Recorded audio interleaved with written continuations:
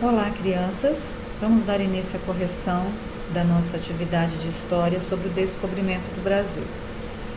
Então, um fato curioso aqui, nesse primeiro texto, é que descobrimento está entre aspas.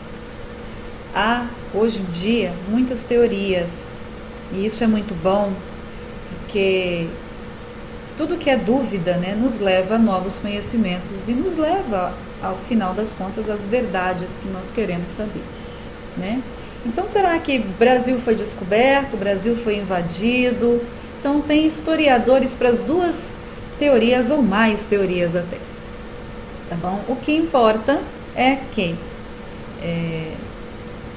em 1500, europeus vindos de Portugal aportaram nas terras que hoje é Bahia, chamaram o local de Porto Seguro, que era tranquilo, deram o nome ao primeiro monte que avistaram como Monte Pascoal, porque era a época que nem nós estamos vivendo agora, dentro da religiosidade, mês de abril, Páscoa, Então era essa a situação religiosa, ok? Tinham vários tripulantes e nós vamos trabalhar isso mais à frente. Quem eram os tripulantes dessas embarcações? Por que eles decidiram viajar? Enfrentar aí os seus medos, o medo do mar tenebroso, dos monstros marinhos que atacavam os navios. Enfim, parte disso tudo a gente viu que Cristóvão Colombo foi uma das pessoas que descobriu que isso daqui, a Terra, o planeta, não é plano. Porque ele saiu daqui do Porto de Palos, veio, passou pelas Ilhas Canárias, Porque tem que fazer uma volta aqui mesmo, e chegou aqui. Só que Colombo fez 4 viagens, nós vimos isso também nas aulas anteriores. Não sei se vocês se lembram, Mas tentei deixar isso bem claro.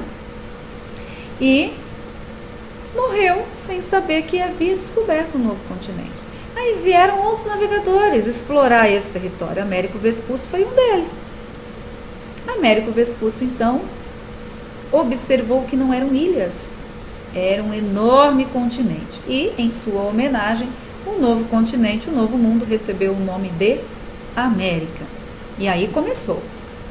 Portugal e Espanha. Portugal fica aqui, a capital Lisboa, a Espanha fica para cá. Uma disputa de quem ia dominar o quê, conquistar o quê para poder ampliar seus territórios. Eles eram nações amigas e eram nações que estavam avançados nas grandes navegações.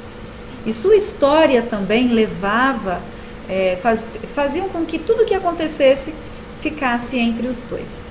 E a igreja, como nós vimos também na atividade anterior, sempre junto, com a intenção de evangelizar as nações, levar a palavra de Deus, e também intenções econômicas, tá bom? Ela também queria aumentar suas terras, tá? A igreja também queria essas coisas, tá bom? Mas isso daí são outros assuntos que mais pra frente, quando vocês tiverem um pouquinho mais de maturidade, os professores de história mais especializados, eles vão saber explicar isso para vocês. O que importa e o que eu quero deixar claro é que a igreja abençoava ou não essas situações, tá bom? Isso era muito importante, ter a bênção da igreja, porque a pessoa só era um grande navegador, só era um grande rei, em nome de Deus. Então tinha que ter ali um representante para dizer assim, olha, vocês não vão brigar por causa de nada. Vamos estabelecer aqui um tratado chamado Tratado de Tordesilhas. Aí veio uma linha imaginária, um meridiano, que é assim chamada, essa linha na vertical, em pé, lá de cima do Polo Norte até aqui embaixo no Polo Sul, as terras a leste pertencem a Portugal. Quem vai colonizar aqui é Portugal. As terras a oeste desta linha pertencem à Espanha. Tá? Só que, gente, não tinha só Portugal e Espanha com vontade de navegar e descobrir riquezas, que a intenção deles, inclusive nessas terras, era descobrir minas de ouro e de prata, e eles conseguiram isso, tá? Bom, Só que não foi fácil. Chegaram aqui, tinha muitas matas, até os índios falarem, até os índios toparem mostrar para eles, né, que eles tiveram que criar uma certa confiança, não foi fácil, tá bom? A princípio, todo esse primeiro contato entre europeus, que é tudo isso aqui, a Europa, deixa eu ver se eu tô certa, Europa, mais ou menos isso aqui, tá bom? Europeus e os nativos, a princípio foi amistoso. Com o tempo, os nativos perceberam uma certa escravização, né? Uma certa exploração, e começaram então os conflitos, e chegamos ao ponto que nós chegamos hoje. Ainda temos índios, mas ainda temos índios que reivindicam, sim, com toda razão, o direito às suas terras, tá bom? Que com certeza, se tinham povos primitivos aqui, esses povos conseguiram sobreviver até hoje, 2020, com certeza, né, eles são donos sim dessas terras, e isso é uma coisa, questão humana, né? Mas voltando aqui à história, aos povos exploradores e colonizadores, eles queriam então alimentar os seus países. A princípio, eles vinham lá para as terras das Índias, aqui, ó, por terra. Depois esse caminho foi fechado, conflitos entre povos e tudo mais. Teve um navegador que passou aqui por dentro, aqui, ó, Mar Mediterrâneo, conseguiu aqui tem um canal que foi um canal aberto pelo ser humano, aqui não, tá? Aqui é natural. E aí conseguiu atravessar isso daqui e chegou aqui, tá bom? Mas era muito complicado passar por aqui. Não podia ter muitas embarcações. Aí veio Fernão de Magalhães, chegou aqui. Quando ele chegou aqui, ele viu que o mar era um mar muito revolto, né? Ele chamou de Mar das Tormentas, não quis se arriscar, voltou. Por que Mar das Tormentas? É o encontro do Oceano Atlântico com o Oceano Índico. Esses dois oceanos, esses dois grandes mares, com certeza, quando por algum motivo eles geram aqui uma tormenta nos mares, tá bom? Os navegadores atuais, até hoje, se preocupam com as rotas que eles têm que passar. Eles ainda respeitam rotas estabelecidas aqui nessa época dos séculos XV e XVI, tá bom? E eles sabem por onde eles podem passar ou não. Nós vimos isso, se vocês assistiram, no vídeo do Amir Klink, o navegador, né? O velejador que atravessou aqui, ó, o oceano aqui, ó. Tá bom? Só que ele atravessou por curiosidade, por esporte e tudo mais, né? Como na minha explicação ali das aulas de geografia, dessa correção dessas atividades de agora, como eu disse lá, eles precisam ter grana para manter os seus veleiros, para manter suas embarcações, né? Eu também falei da família Sherman, né? Uma família aqui do sul do Brasil que vive navegando em alto mar, tá bom? A casa deles é o mar. E aí eles aportam de vez em quando em um lugar e outro lugar. Tem que ter autorização para isso também, tá bom? Mas tem que ter grana para poder se manter nessas situações, tá bom? Porque manter um veleiro não é barato, tá bom? Da mesma forma que montar uma esquadra na época do Pedro Álvares Cabral também não era barato. Por quê? Se perdesse algum navio, ia perder dinheiro, porque o navio custa grana, né? E Pedro Álvares Cabral, ele tinha uma frota de 13 embarcações. A esquadra deles era de 13 navios, tá bom? 3 naus e o restante todas de 3 caravelas e o restante de naus. As naus e as caravelas eram diferentes, tá? As naus eram maiores e mais afinadinhas, tá bom? E para carregar mercadorias. As caravelas não, elas conseguiam carregar pessoas, animais, mercadorias, madeira, né? Então vejam bem, O rei de Portugal, Dom Manuel, antes era Dom João VI, né? Ele, Dom Manuel, então, sabendo já que outros navegadores já haviam avistado as terras, né? E poderia correr o risco de ficar sem elas se alguém chegasse aqui antes dele, organizou uma segunda expedição à Índia, que a primeira expedição quem fez foi Vasco da Gama, tá bom? Vasco da Gama fez essa expedição aqui, tá bom? Foi ele o primeiro a dar a volta, certo? Na costa africana e chegar na Índia. E foi um sucesso, ele conseguiu comprar coisas, tá bom, aqui com os mercadores e levar para Portugal as mercadorias. E saiu mais em conta. Ele levou muita coisa para Portugal para ser vendido e comercializado aqui. Seda, noz moscada, temperos, né, as especiarias, uma série de coisas, porcelanas, uma série de coisas, tá bom? E aí então ele falou assim: a viagem do Vasco da Gama foi um sucesso. Eu vou agora organizar uma viagem muito maior. Eu vou lá na Itália, nos bancos da Itália, vou fazer um financiamento, um empréstimo. Eu vou conseguir dinheiro para conseguir montar uma grande esquadra. Vou convidar Pedro Álvares Cabral para ser o comandante dessa esquadra, para tomar posse dessas terras para mim. Senão eu vou ficar sem elas. Só que a expedição é para ir para a Índia. No meio do caminho ele vai lá, toma posse e segue seu caminho para a Índia. Essa é a ideia que alguns historiadores defendem hoje, crianças. Porque antigamente, na época que eu estudei, aconteceu o seguinte: a minha tia explicava assim, minha professorinha, explicava assim: olha, Pedro Álvares Cabral saiu de Portugal e tal, ia viajar para a Índia, só que aqui, ó, no meio do caminho aconteceu uma tempestade, ele se perdeu e puf, parou aqui. Só que essa tempestade não está relatada na carta que o Pero Vaz de Caminha escreveu. Então é o que faz os historiadores atuais. Desde quando eu fiz magistério, não, quando eu era criança, eu aprendi uma coisa.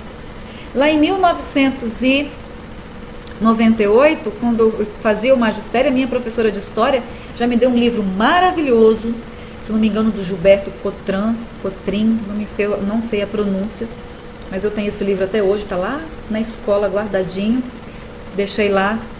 Infelizmente eu não pude buscá-lo, né, para poder organizar nossas aulas. Está lá guardado. Bom, e esse livro já traz essa nova versão, que a história ela também pode mudar. Desde que alguém se proponha a estudá-la, ela pode mudar. Tá bom? Só que você tem que provar para que aconteça essa mudança. Ok? Então, vários navegadores passaram por aqui antes de Cabral. Aí Dom Manuel organizou essa expedição, baseado no Tratado de Tordesilhas, que dividia essas terras aqui entre Espanha e Portugal. Então, tudo isso prova que Dom Manuel sabia da existência dessas terras, só tinha que tomar posse delas, senão elas poderiam ser invadidas por outras nações, que também queriam navegar e descobrir novos territórios. Aí veio, né? As 3 embarcações de 1.200 a 1.500 homens. Então, para que tudo isso para descobrir o Brasil, né, gente? Poxa vida, né? Será que eles iam chegar aqui e logo guerrear com os índios? Não, gente. A gente vai entender o que foi esse tomar posse lá na correção. Pero Vaz de Caminha registrou tudo o que pôde registrar. A gente vai ter oportunidade de estudar um pouquinho da carta dele também. O que ele escreveu lá? Ele foi muito sábio, tá? Com as palavras que ele utilizou. E ele deixou bem claro que não tinha riqueza nenhuma ali, só tinha nativos, nus, pessoas simples, sem malícia, sem maldade, não tinha vergonha, né? E voltaram então, pegaram Pedro Álvares Cabral ordenou, se eu não me engano foi Gaspar de Lemos, né, o navegador que voltou para Portugal e levou a carta para Dom Manuel dizendo para ele o que tinha acontecido aqui, ó, descobriu o Brasil, tal, tomou posse, lá tem isso, levou também arco, flecha, levou, não sei se foi 2 papagaios ou 2 araras, tá bom? Para mostrar as belezas naturais, levou plantas para lá também, para mostrar como que era a fauna e a flora, né? A fauna, os animais, e a flora, as plantas. Então levou alguns exemplares aí de animais e plantas para Portugal também junto com a carta, tá bom? Tá, daqui então Pedro Álvares Cabral fez o seu caminho de ida para a Índia, tá? Um fato curioso é que em um conflito com muçulmanos mercadores, e isso eu acabei de ler, Pero Vaz de Caminha foi morto. Pero Vaz de Caminha, então, o escritor da carta do nascimento do Brasil, foi morto em um conflito aqui, tá? Pedro Álvares Cabral ficou meses aqui em Calicut, né? Aqui, ó, na Índia.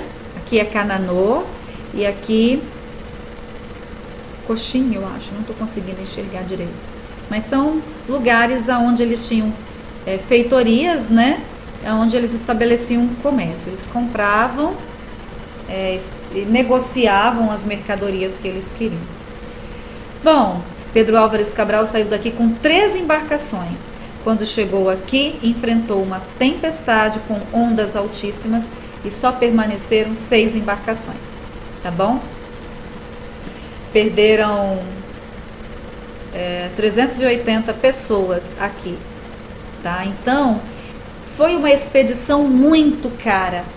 Ele tinha que garantir aqui uma compra, uma troca comercial muito boa para que valesse a pena, tá? As embarcações que foram perdidas aqui, tá bom? Porque não se perde apenas embarcações, se perde o que tem nelas também, tá? As vidas humanas e também as mercadorias que estão ali dentro, certo? Então é isso, criança. Essa é um pouquinho assim da história, tá? Do descobrimento, entre aspas, do Brasil, tá bom? A gente vai estudar um pouquinho mais a fundo quem são os tripulantes mais pra frente, né? Dessas embarcações. Tinham crianças, os grumetes, eu falei isso em sala de aula. E quais eram os motivos dessas crianças participar dessas navegações? É só lembrar, Colombo começou a navegar com 14 anos de idade. Então, muitos dessas crianças tinham como missão aprender as técnicas de navegação, porque os pais queriam também que, quando elas crescessem, se tornassem grandes navegadores. Porque os navegadores, eles eram pessoas de confiança do rei. E ao descobrir novas terras, ao estabelecer uma excelente acordo comercial ou troca comerciais, eles voltavam para Portugal, eles recebiam títulos de nobreza, eles recebiam riquezas, tá? Dados a ele pela coroa portuguesa. Então, muitas crianças iam com autorização dos pais. Muitas crianças eram órfãos, tá? Vamos lá. Descobrimento do Brasil. Hoje em dia, é praticamente impossível sustentar a teoria de que Pedro Álvares Cabral chegou por acaso no Brasil. Há várias provas que indicam que ele sabia o que estava fazendo, tanto de acordo com o trajeto de sua navegação, como com a montagem da esquadra e de discussões anteriores entre Espanha e Portugal sobre a divisão de um novo mundo e a sua colonização. Então, não adiantava montar uma esquadra imensa, né? Só para descobrir o Brasil e voltar para Portugal. Então, aquela esquadra tinha intenção, aquela grandiosa esquadra, tinha intenção de ir para a Índia, sim, tá? Mas antes tomaram posse do Brasil. Então, está mais que comprovado que Pedro Álvares Cabral, a pedido de Dom Manuel, já sabia o que estava fazendo quando chegou ao Brasil. A música, Pindorama, o Palavra Cantada também fala um pouquinho sobre isso. Então, vamos lá. Tá? Então, número 1, vamos conhecer a história do nascimento do Brasil assistindo ao vídeo. Número 2, ouvir a canção com a letra, né? Na mão e assistir a apresentação do Palavra Cantada. Número 3, vamos lá. Complete a frase abaixo. O nome dado ao continente americano, que foi uma homenagem ao navegante italiano a serviço da Espanha. Américo Vespúcio. Então, o nome dado ao continente americano foi uma homenagem ao navegante italiano a serviço da Espanha, Américo Vespúcio. Tal é um nome dado a um conjunto de embarcações que chegaram ao Brasil. Então, frota, esquadra, em alguns momentos também chamado de armadas, porque eles tinham canhões, tá bom? Caso entrasse em conflito, tá? Se encontrasse talvez algum navio pirata, e isso existia, não esses piratas de filmes, né? Mas os navios que roubavam mercadorias de outros navios, isso sempre existiu também, tá bom? Um dos tipos de embarcação que Pedro Álvares Cabral usou para a viagem do Brasil chama-se nau, né? As naus. Os indígenas chamavam as terras que hoje são o Brasil de Pindorama. O nome Porto Seguro se tornou popular na região onde Cabral chegou ao Brasil. Atualmente, essa região abriga 3 parques nacionais: o Parque Nacional do Descobrimento, o Parque Nacional Monte Pascoal e o Parque Nacional Pau-Brasil. Então, são parques de preservação ambiental, de preservação de aldeias indígenas, tá? E aí a gente vai ver aqui uma outra situação em relação aos índios também. Marque, número 4, C para certo e E para errado. A quantidade de indígenas que habitam o Brasil aumentou ao longo dos anos. Gente, nem faz sentido, né? Se eles foram atacados, perseguidos, mortos, escravizados, se hoje tem a Covid também, vai ser um novo surto de doença para eles, que vai matar índio também. Naquela época, gente, era muito mais, tá bom? As tribos foram dizimadas pelo sarampo e por inúmeras outras doenças, além de morrerem em conflitos com os colonizadores. Letra B. Ao chegar ao Brasil, os portugueses queriam que os indígenas indicassem onde havia ouro, certo? Sim. Só que não foi tão de imediato assim que eles conseguiram essa indicação, tá bom? Alguns historiadores contam que a Carta de Caminha deixa bem claro que em um determinado momento os indígenas foram convidados a subir na embarcação de Cabral. Cabral ficou na sua embarcação até ter certeza de que não ia ser morto por ninguém, tá? Ele designou uma outra pessoa para ir ao encontro dos índios em terra firme. E aí, quando conseguiram levar 2 índios, eu acho, até a embarcação do Cabral, os índios ficaram impressionados com as galinhas, tá? Até porque elas são barulhentas, né? E observaram que o colar de ouro do Cabral era enorme e bonito. E aí eles apontaram para o ouro e apontaram para a terra. Tipo assim, nós temos isso aqui, né? E aí, que também alguns historiadores pegam essa ideia aí de que os índios já sabiam o que os europeus queriam nas suas terras, né? Porque eles andavam se comunicando, uma tribo se comunicando com a outra. Então tem muito disso também aí. Alguns autores falam sobre essas hipóteses também, tá bom? Mas nada também comprovado, não. São apenas hipóteses, os historiadores. Existem documentos históricos escritos por portugueses e por indígenas, relatando como foi o primeiro encontro entre eles. Bom, até onde eu sei, existem escritos dos portugueses, porque os índios não sabiam escrever, tá bom? Os índios eles passaram a escrever muito tempo depois, quando os padres jesuítas chegaram para iniciar o processo de catequese, certo?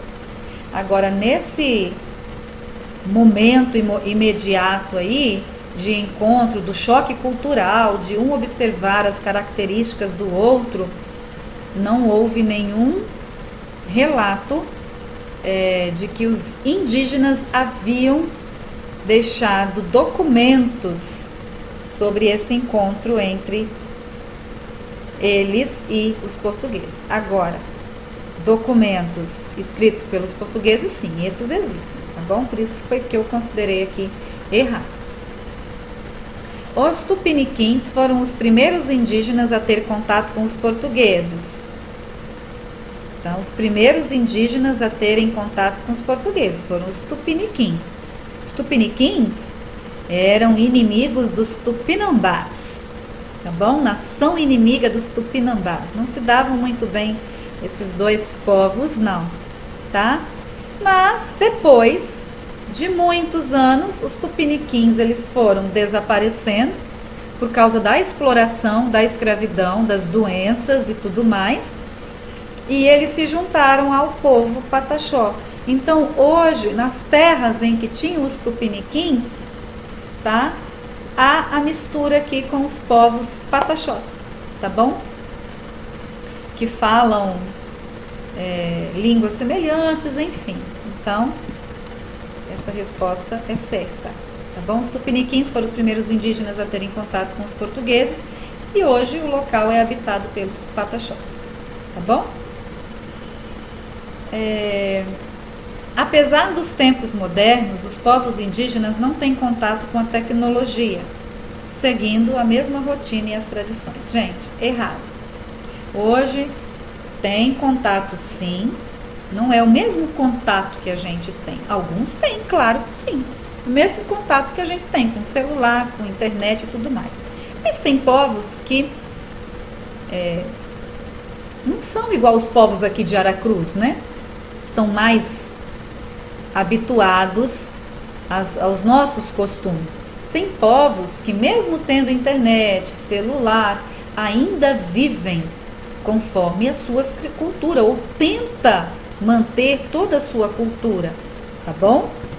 Então, é errado dizer que em tempos modernos os povos indígenas não têm contato com tecnologia. Eles têm contato sim, tá?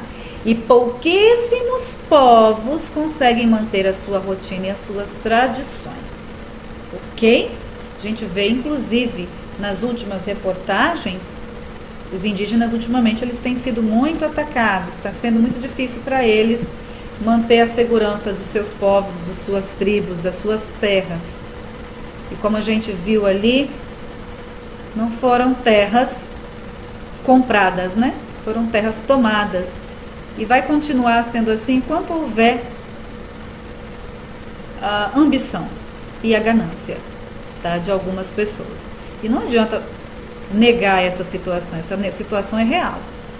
Claro que, da mesma época que alguns índios praticaram, aceitaram os presentes e resolveram trabalhar na época para os portugueses, hoje, muitos dos índios também estão lá na floresta, cortando árvores, né, garimpando, fazendo o que o homem branco faz, tá? Acaba se sujeitando a toda essa situação. Mas existem, digamos assim, situações e situações, né? Tem tribos que vivem totalmente isoladas, que não querem contato com nenhum homem branco, com nenhum homem que não seja do povo deles, tá bom? E por último, aqui na letra F, os povos indígenas ainda precisam lutar, sim, para preservar as terras onde moram, apesar das leis que os amparam. Infelizmente, é como se essas leis não existissem, né? E é muito triste porque são seres humanos. Escreva abaixo 2 provas concretas que a história nos traz de que realmente Cabral já sabia que havia aqui uma nova terra para descobrir. Então vamos lá. Ctrl Z, tá lá. Possíveis respostas. O Tratado de Tordesilhas havia sido assinado para dividir as terras descobertas em 1498. É um dos motivos. Pedro Álvares Cabral chegou ao Brasil em 1500, né? O fato de sua esquadra ter um número muito grande de embarcações, 13 no total. Por que 13 embarcações para descobrir o Brasil, né? Não havia necessidade. Era só embarcações, se fosse para descobrir, somente para isso só vinha. Pouquíssimas embarcações para manter os primeiros contatos, relatar o que aconteceu e voltar para Portugal. Mas não, ele seguiu outra rota ao sair do nosso litoral, ele continuou indo para a Índia, né? Então são aqui, ó. O outro fato é dele ficar pouco tempo nas terras. Ele ficou poucas semanas nas terras que ele havia tomado posse, tá bom? E cadê?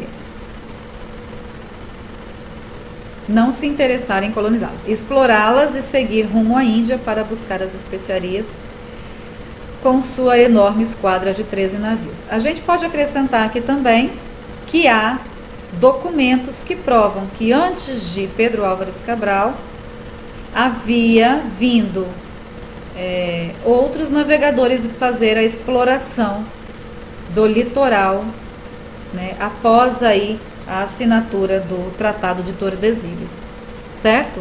Então tá aqui, ó, Tratado de Tordesilhas, assinado em 1498, e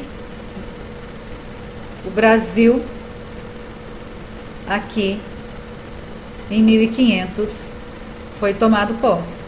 Então tá aí uma prova que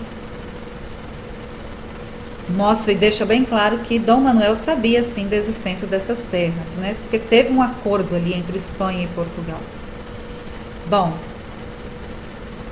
fato da esquadra ser muito grande e dessa mesma esquadra seguir o caminho em direção às Índias, tá? E ter documentos que comprovem isso também. Pedro Álvares Cabral ficou menos de um mês no Brasil após sua descoberta, tá? Depois voltou a seguir sua rota original. Qual era a sua rota original? A Índia. O que foi feito por ele e pela sua tripulação no tempo em que passaram no Brasil? Então tá aqui. Eles abasteceram os navios com água e consertaram alguns navios avariados, né? Porque afinal de contas foram 40 dias de viagem de Portugal até as terras brasileiras, tá bom? Aí também, nesse processo em que eles ficaram aqui, fizeram reconhecimento das terras, nomearam o território, Monte Pascoal, Ilha de Vera Cruz. Por que Vera? Vera vem da palavra verdadeiro, né? Para mostrar que aquelas terras existiam de verdade, eram verdadeiras, né? Nomearam o território, escreveram uma carta para o rei para falar que o novo território pertencia a Portugal, o que tinha nesse território.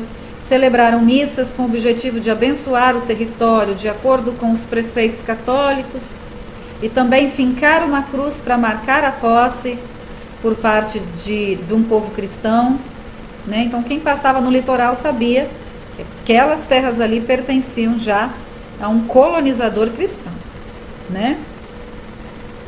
Então trocas de objetos entre portugueses e indígenas e a realização de momentos de confraternização, festividades, músicas e danças. Esse foi o primeiro encontro. O primeiro encontro não teve conflito. Os conflitos começaram depois. E nessa parte eu não entrei com vocês, até porque isso vai ficar mais para o ano que vem. Que o interesse de Portugal era único. Arranjar uma forma de começar a explorar aquele povo, tá? E descobrir as riquezas naturais que ali tinham. Começaram com o pau-brasil, Primeira coisa a ser explorada, a primeira riqueza natural a ser explorada foram as árvores. E aí começa o desmatamento do nosso país, tá bom? Tudo com interesse econômico. Qual o motivo pelo qual realizaram tudo isso que nós vimos aqui na letra B da atividade 6? O motivo era para demonstrar o interesse e a tomada de posse das terras brasileiras pelo Reino de Portugal. A partir dali, quem mandava era Portugal, tá bom? Muito bem. Qualquer dúvida, gente, vocês podem tirar nessas dúvidas depois, mais à frente ali, nos nossos grupos de discussões, tá bom? São muitos detalhezinhos, tá? E a gente acaba aqui, à 00:21, se tornando cansativo, tá bom? Fiquem com Deus, beijinho, até a próxima.